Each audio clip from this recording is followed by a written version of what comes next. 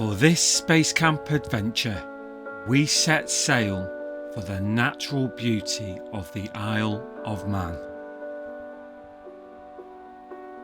A land of relaxation and escapism, which is the sea-bound kingdom that's right on the doorstep.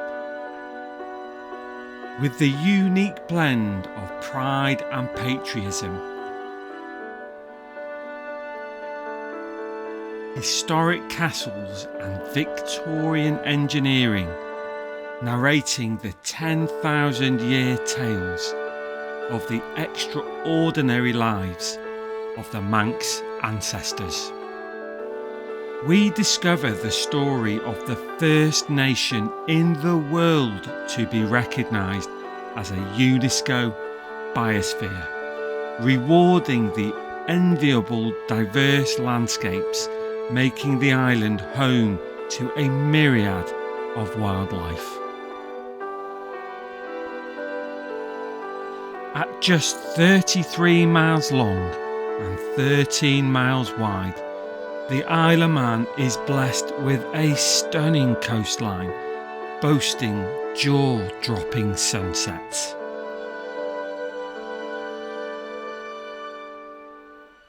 Join us on this simply majestic of base camping adventures.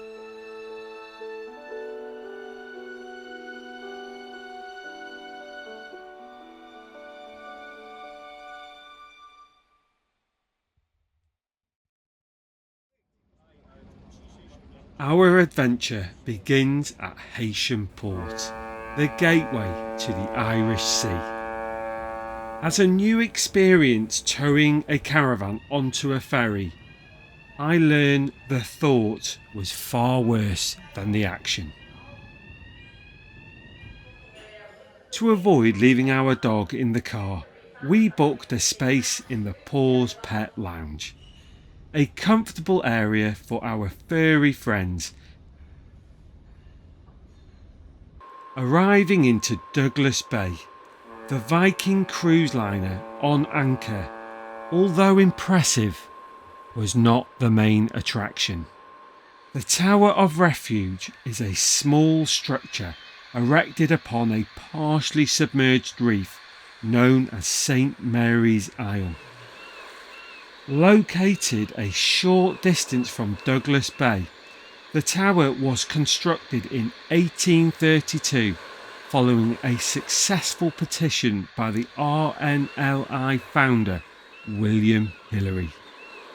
The purpose of the tower was to offer refuge in case of shipwreck and stand as a warning to all approaching seacraft. For this trip, we pitch up at the Peel Camping Ground, a basic campsite where pitches are allocated on available space. Peel Camping Ground boasts a superior location, being strolling distance to the vibrant bars, restaurants and beautiful beaches. The on-site facilities block, although dated, is sufficient for the capacity of the site and was clean during our stay.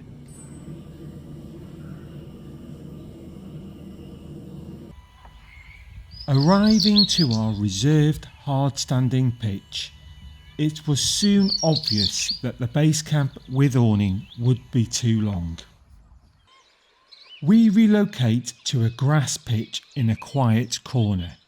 However, I do tend to avoid grass pitches as the chunky forepaws of a spaniel make for continuous cleaning up of grass.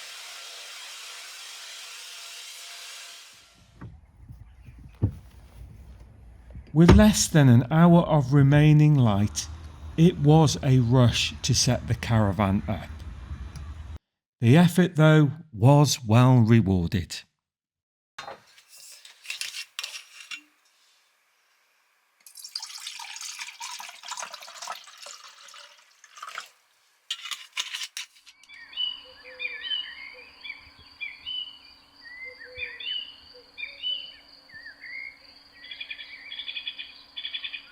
So it's our first morning on the Isle of Man. Full day of adventuring ahead. And nobody seems to want to get out of bed. Dog true to form, pinching my sleeping bag the minute I'm out of it.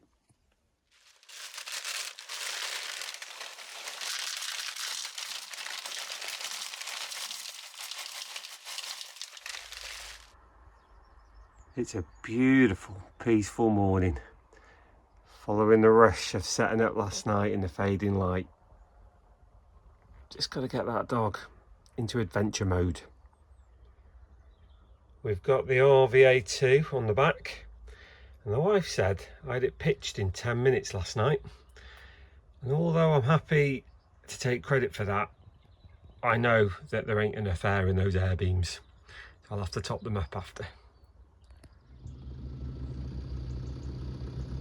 Leaving the comforts of the base camp behind, we set off on our first day of discovery.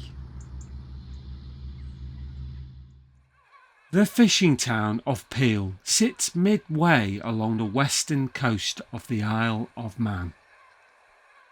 Peel enjoys a golden, gently sloping sandy beach set in a beautiful bay, bounded by Peel Harbour and Peel Castle.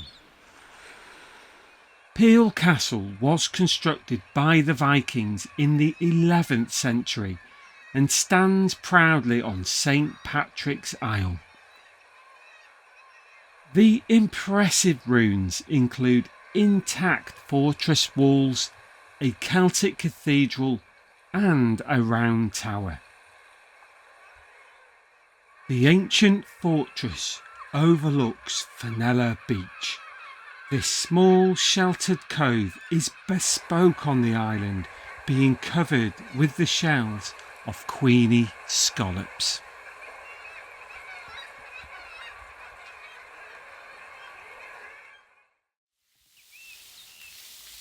Next, we take a journey back in time to a place where water power was ingeniously harnessed by the Manx mining industry.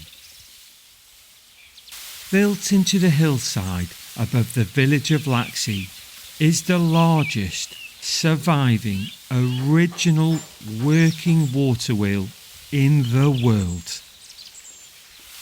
The Great Laxey Water Wheel is the Isle of Man's most iconic landmark. This extraordinary feat of Victorian engineering has been standing over 70 feet tall for almost 170 years. Designed by the Victorian engineer Robert Casement, the wheel was built in 1854 to pump water from Glen Maye, part of the Great Laxey Mines Industrial Complex.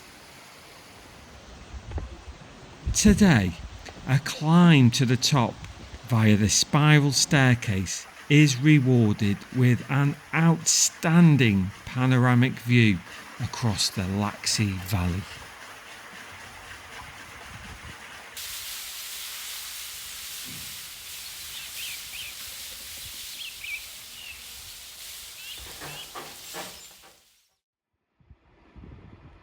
So we're back at the base camp after a fantastic day out visiting some of the Isle of Man's heritage.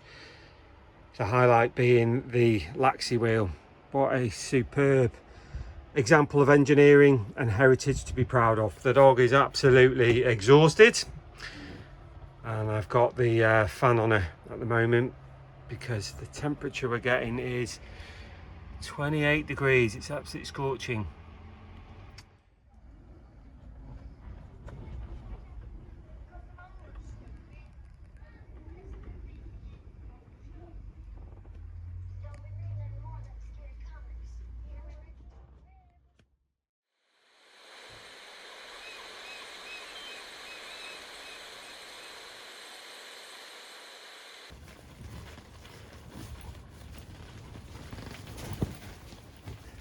Well, that was an unexpected wild night in the base camp last night. Winds were really strong throughout the night. and my 10-minute picture of the RVA2 held up well.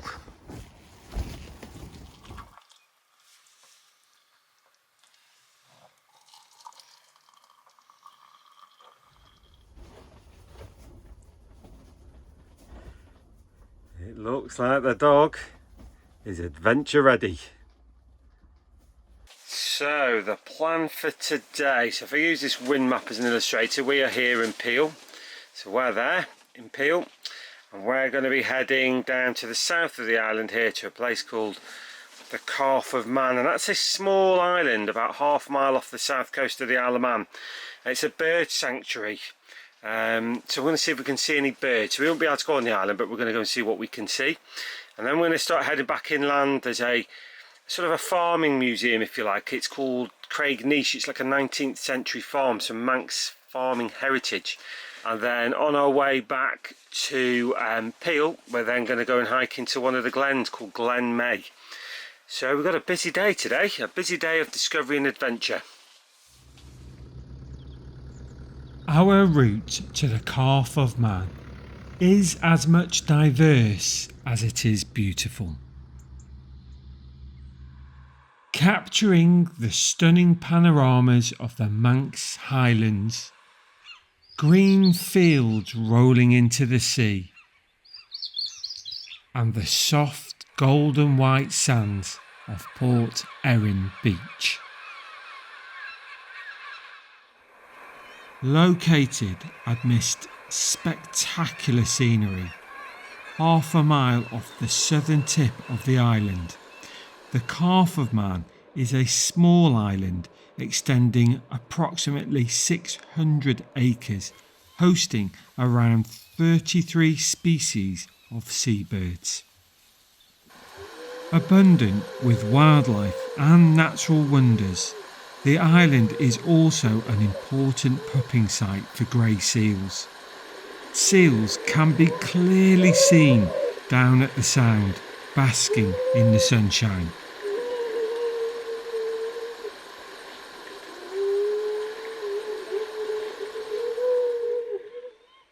Boasting panoramic views of the Calf of Man is the Sound Cafe, a perfect location to recharge mid-adventure. Settled on an upland plateau overlooking the Calf of Man is Cregneash village. Cregneash is a living illustration of a farming and crofting community from the 19th century. Set up as a living museum in 1938, Cregneash documents the life of Harry Kelly, the last crofter on the island. Stepping into Harry's cottage is taking a step through a time portal, having been restored to represent his exact way of life. The working village illustrates traditional customs, skills and crafts that characterise a crofter's way of life from generations gone by, and is an incredible asset to the Manx heritage portfolio.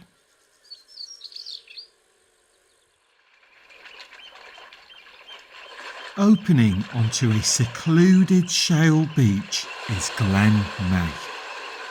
Glen Maye is one of 18 glens found on the island. A spectacular bridge, gorge and waterfall dominate this glen. An easy-to-tread footpath navigates through a sheltered, fern-filled woodland which includes relics of the ancient forest that once covered the Isle of Man.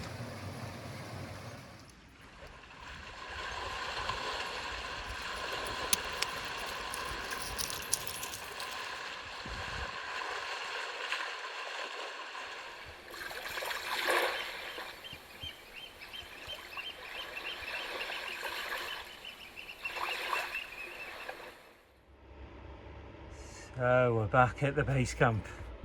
What a fantastic day out that was on the Isle of Man. So the plan for this evening,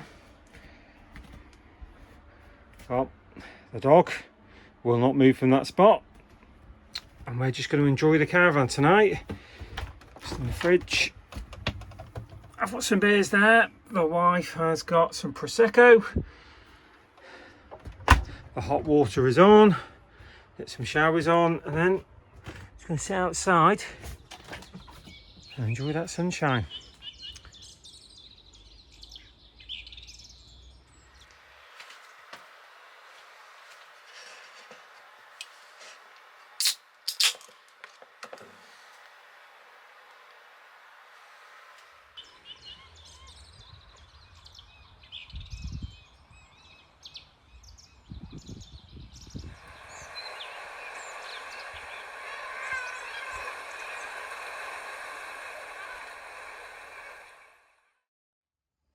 So it's the last full day on the island.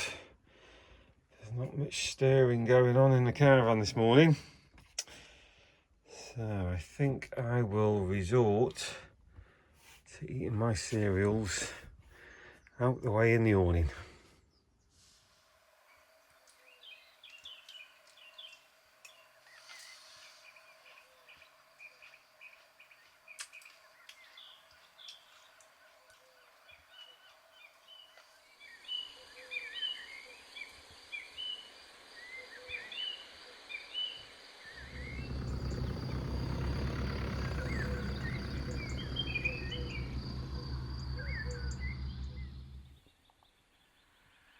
Capital of the island until 1869, Castletown is famous for Castle Rushen.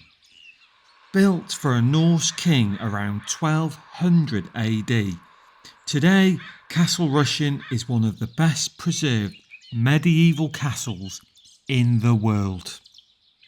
Castletown is a heritage harbour consisting of an outer and inner drying harbours. Two lighthouses mark the outer harbour of Castletown. The first was built back in 1765. Later in 1845, a new pier was built to the west, forming a new outer harbour and lighthouse. Silverdale Glen was developed as a pleasure ground for Victorian visitors. The small boating lake was created when the Silverburn River was dammed for a mill. A popular attraction is the Victorian water-powered carousel. Built in 1911, this unique roundabout is thought to be the only working example of its kind in the British Isles. The water wheel that drives the carousel originally came from the Foxdale mines. When the mines closed, the wheel was transported to Silverdale to provide the power required to drive the carousel. A remarkable example of Victorian engineering.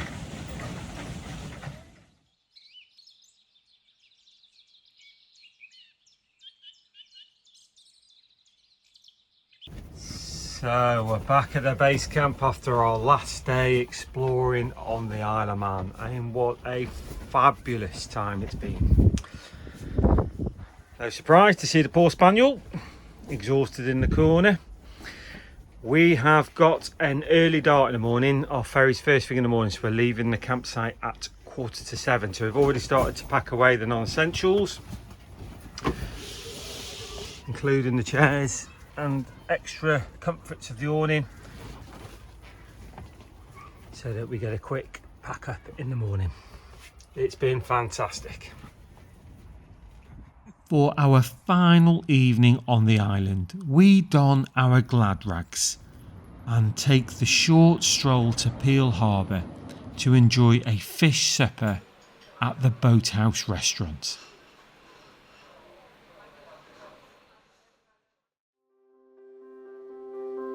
With heavy hearts, we witness our final Manx sunrise as the horn of our distant ferry calls.